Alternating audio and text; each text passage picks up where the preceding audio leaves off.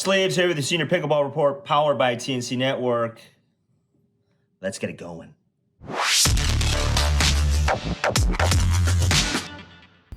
What can we learn from pro players, professional pickleball players? What can they teach us? That's what we're going to talk about today. But first, if you like this content, consider subscribing to the channel, hit that notification bell, check out our socials.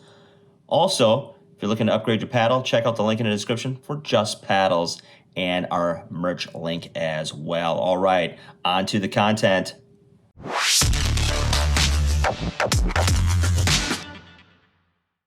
What can we learn from professional pickleball players? Whether we attend their clinics, whether we watch them on YouTube, or if we get the opportunity to play with or against them.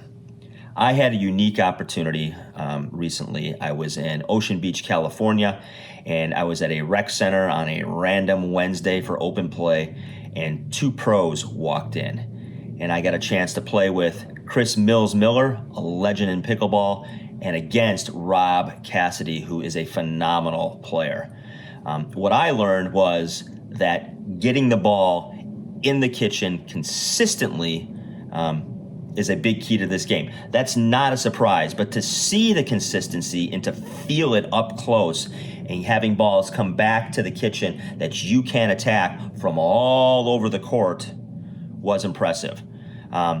So that's generally what I was learning, was controlling the ball, playing the soft game, and getting up to the non-volley zone. So even though the game seems to be picking up pace and speed and power with new athletes coming into the game and paddles changing, the technology changing the sport, at the end of the day, it was about controlling the ball, getting it to the kitchen, and getting up there and waiting for your opportunity to strike. So when you watch pickleball, you can look for things we kind of take for granted, that they're always just getting up to the kitchen and dropping the ball in consistently and doing their thing. But when you play against them and you see it, and then you feel that pressure of like, man, I can't quite attack this ball, I can't quite reach it, that's a lot of reps. It's also a lot of talent.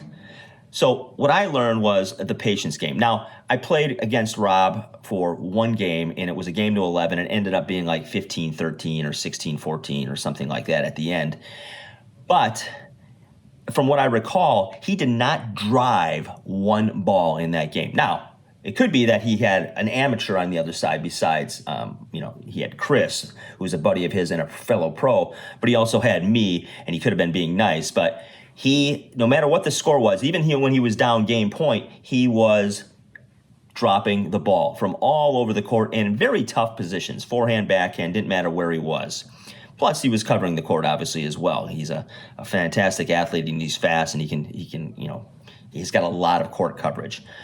But no matter what, he got up there, and he had patience. And when he got up there, he didn't attack right away either. He worked the ball, he worked the point, and then he went for his opportunities.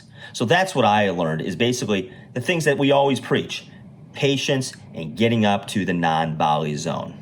That's what I learned from the pros. So when you watch a game, watch the way they work their way up to the court. They're excellent at resetting. They can reset from anywhere on the court. And again, all these things are reps. And that's why drilling over playing rec ball sometimes is probably the best for us amateurs, because we get reps and reps and reps in, and we get that muscle memory, and we get that confidence, and our game goes to another level. All right, folks, that's it for this week. And hey, let's pickle.